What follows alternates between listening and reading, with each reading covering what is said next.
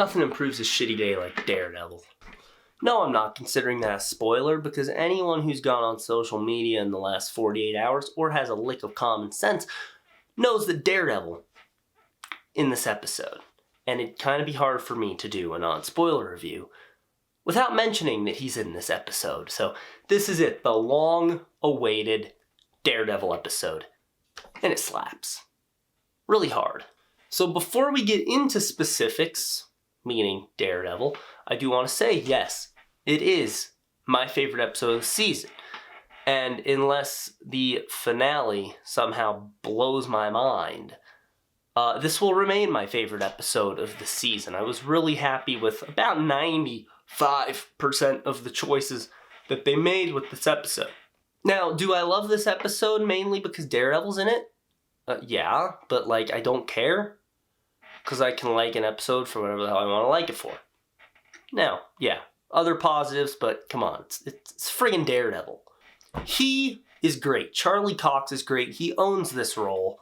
And he gets better and better each time he plays the character, honestly. I'm sitting there watching the episode, and I'm just so, drawn into Charlie Cox's performance that I feel hypnotized by it. It's a great performance that he gives as this character every single time. Now, obviously, the writing isn't going to push his acting chops quite as much as the Daredevil show does, but you can tell he's gotten so comfortable with Matt Murdock over the years. This feels like the most comfortable he's been with this character. But what people were worried about was the writing.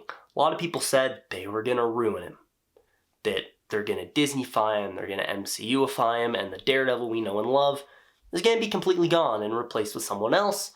Read a comic book, first off. It's the first thing I'm going to say.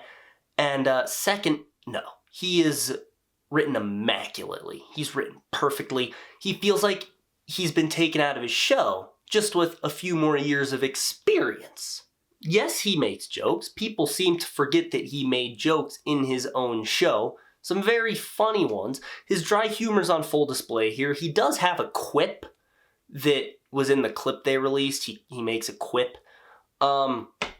It's fine. Is it different than what I'm used to from Daredevil humor? Yeah, but it's fine, and it makes sense, not only with context, but also the fact that Matt Murdock is a cocky bastard. And something the writers do that I found really nice, obviously they have to explain Matt Murdock's powers for people who haven't seen the Daredevil show, but they do it in a way that it doesn't feel like exposition.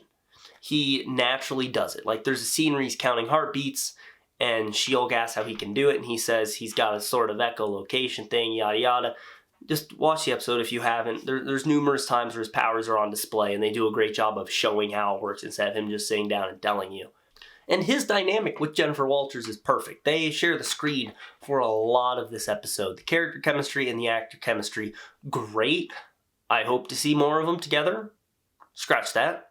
We will see more of them together, because there's no way these two characters aren't going to be important to the multiverse saga. So we'll get to see them in battle together. God, I'm excited for Daredevil to throw down with Kang the Conqueror. You know it's coming.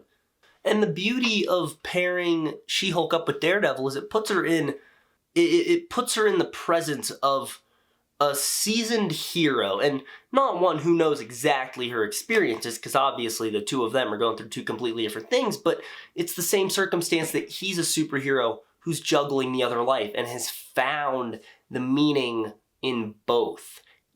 She-Hulk has not found that yet, and Daredevil helps her find that. The only issue is they do this in the penultimate episode when it feels like something that should have been done 4 episodes ago, and it makes a lot of the episodes feel like filler. I mean, it feels like you could just skip from 1 to 8, and you're good. And you can skip 2 through 7. This episode also introduces the actual character everyone's been waiting for, Leapfrog. Thought it was Frogman. Apparently it's Leapfrog. I kind of liked him. There's a lot of people who won't. I did. He's kind of obnoxious and over the top, and it's funny because then they pair him with the typically serious and grounded Daredevil, and it's a funny dynamic they have. And this is the first episode where I feel like the comedy truly worked. There are some legitimate laugh-out-loud moments in this. There's one shot involving Daredevil towards the end of the episode. That shit was hilarious. I don't care what anyone says. It had two modes, badass and comedy. That's how this episode worked. It's really what the show should have been from the start, and I kind of wish they took cues from this episode to write all the previous episodes. Because, like, this is what the show should have been. It's funny, this episode being this good actually pokes more holes in the rest of the show and how it tells its story. And before we talk about spoilers, would you guys like to know what the worst part about this episode was? In fact, not just the worst part of this episode, but the worst part of the season in general? You guys know where I'm going with this. Someone who knows absolutely nothing about lawyers would be able to write the courtroom sequences better than the writers of this show. I don't know what they were taking when they wrote these. And if they weren't taking anything, maybe they should have been. Because my cousin, who's 10, could probably write a more compelling courtroom sequence than these people can. Now, granted, they saved the best courtroom scene for Matt Murdock. This dude comes in, and he actually spits legal jargon. And it was the first time in the show that I had hope for these scenes.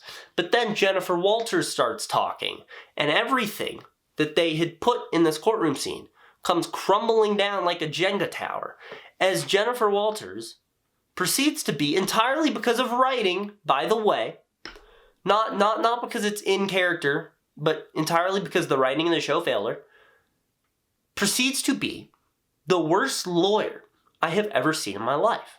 She doesn't know anything. Apparently, she does no research. She spends no time with the client or the other team. Apparently, she doesn't do any of that, and she just shows up in court, fumbles her way through. I'm like, what the hell? So, now let's talk about spoilers, because I have some shit to say. Go watch the episode if you haven't seen it. I'm getting into spoilers in 3, 2, 1. So Matt Murdock comes in, owns the entire place. He walks in, bam, comes in, owns Jennifer Walters in court. He smells Leapfrog's boots and immediately deduces that this dude put jet fuel in his rocket thrusters, and then MCU Edna Mode is like, well, that's why the suit broke. You didn't follow my instructions. And Jen is shocked by this information, but you would think when Leapfrog came to her, if she was the tiniest bit of a competent lawyer, one of the first questions she would ask is, where are the instructions to this suit? What were you told to do? And the second question should have been, what fuel did you put in the rocket thrusters? Now, it's funny that the writers of this show, in planning the Matt Murdock episode, probably went and watched some Daredevil. A very, very compelling legal drama, by the way. Very compelling character drama. A show that has a whole episode just devoted to a courtroom scene, and it's probably the best episode of the show. And they saw this and did everything wrong. And I don't want to hear anyone say, well, it's a sitcom. That doesn't excuse shitty writing. This show can't even handle a 5-minute legal argument. You have shows, as previously mentioned, that have whole episodes, multiple episodes devoted to one courtroom scene. Some of the best shows of all time, in fact. And this show can't even handle a 5-minute one. If that. Honestly. Because I think the scene in the bar might be my favorite scene of the entire show. It's just a quiet scene between Matt and Jennifer. And they're just talking. And they're both kicking ass performance-wise. And it's when Daredevil gives the line we saw in the mid-season trailer. I think you're in a unique position to do some real good. Jen Walters can use the law to help people when society fails them. She-Hulk can help people when the law fails them. That ends up motivating her to put the suit on and go be a superhero. I loved that. And it's a line that worked out well for both of them. Because it motivated Jen. It motivated Jen, and it also showed off why Matt Murdock's such a great guy in and out of costume. Why can't we have more writing like this in the show? Now, when it comes to the action of this is going to sound like it's a non-spoiler part, but I assure you it'll make sense when I'm talking about spoilers. A lot of people were quick to poke fun at how the CGI was in that clip they released. Now, I don't think the CGI itself is bad. Daredevil looks like a real person. She-Hulk looks like a real person. The issue is that it's weightless. Like, Daredevil almost feels like he's on a spring, is how it is, where the kind of bad part of it comes. But I have a feeling it's because She-Hulk is in Hulk form for a good chunk of this episode, and they had to make sure her CGI was in tip-top shape. Naturally. A lot of people will probably be quick to hate on the fact that she pulls his mask off in their first fight, but let's be real, there's no way he was ever going to win that fight. It's a Hulk. He's fighting a Hulk with super strength, indestructible skin. She can lift a car. She can thunderclap. There's no world where Daredevil wins that fight. Hell, he was trying to run for most of it because he knew he couldn't. People are also going to be quick to hate on the fact that, Daredevil has sex with She-Hulk in this episode. But if you somehow watched all 3 seasons of Daredevil and it never hit you that Matt Murdock thinks with his dick a lot of the time, then I hate to break it to you, you're the problem. Do I sound mad in this video? It just hit me at this exact second. I'm really mad in this video. Now, I did mention several tidbits of info that exist in this episode just to please the big Daredevil fans. One of them being the indirect mention. He doesn't say their names, which kind of bothered me, but he does mention Nelson, Murdock, and Page. I really hope whenever they finally address it, it actually is Nelson, Murdock, and Page. Like, please pick it up from right where it was at the end of Daredevil Season 3. Please and thank you. So that was great. I love that one. I just kept waiting for him to say Foggy. Another one being the hallway fight. Well, kind of a hallway fight. It wasn't one shot, which, never expected it to be. That's okay. Fights a few guys, and then when it seems like the real hallway fight's gonna come in, She-Hulk kind of stops it, which was kind of a bummer, but I knew it was coming. It worked. I guess it's fine. It was a tease. And then the last one being the bit of his theme from the Netflix show when he says that his name's Daredevil.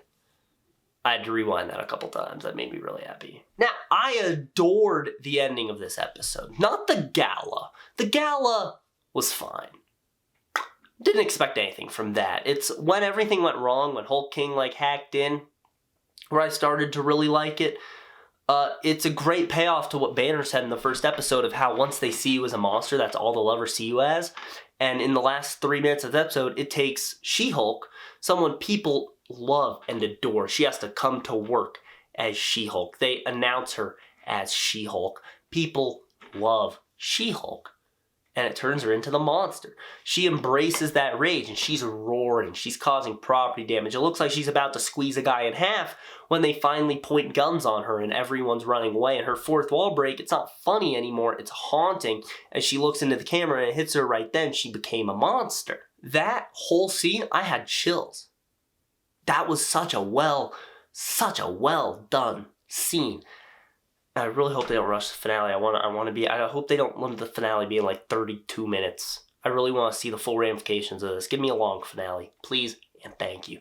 So, with the exception of a couple things, this episode, really solid. Easily the best of the show. It did great by its characters, in my opinion. It had fun action. The jokes were actually funny. It gave a great cliffhanger to a storyline I really have not cared at all about, and it introduced my favorite Marvel character into the mainstream MCU.